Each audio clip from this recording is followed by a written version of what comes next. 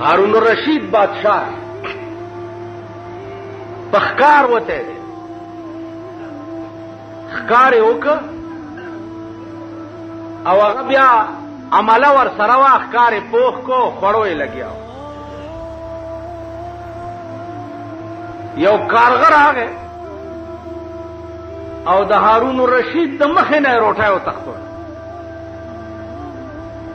هارون الرشید په اس باندې سور شو او وزیرانو ته وی چې والله کدا کارغه پرېد چې وجلې مني زه بادشاہ یم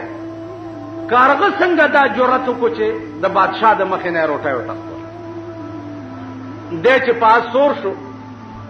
وزیرانم ورپسې شو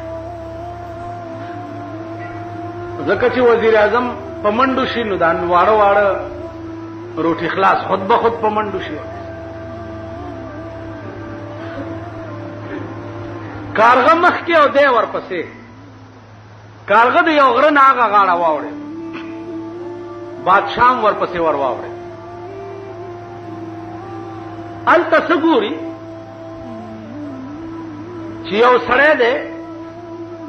لاسونه او خپې شاته تړلي دي په خپل پټکي او صادر او په ډډه پروت دی دې کارغه هغه روټه یوړه هغه سړي له په خوله کې ورکړه بجای د دې چې کارغه دا روټه په خپله خوړلې وې نو دا یوړه هغه له په خوله کې ورکړه بادشاہ چې ورو رسېدو نو کارغه والوتو دې سړي نه تپوس وکړو چې څوک یې او دا ولې هغه ورته صاحب سوداګرو ما په دې لار تلم غلو ونیوم او ویشو کول او په دې خپل صادر او پټکی را تخپې او لاسونه کلک کلک وتړل مال را نه یوړو زه دلته داسې پرې اوس څوک په دې لار راځم نه چې ما پرانی څومره موده وشوه وې 3 میاشتې وشوه بادشاہ ورته وی چې 3 میاشتې وشوه او ته دلته تړلې پروت نو خریس کې څنګه هغه ورته بادشاہ په خدای قسم چې هغه غلو وتړلم او رانه لاړ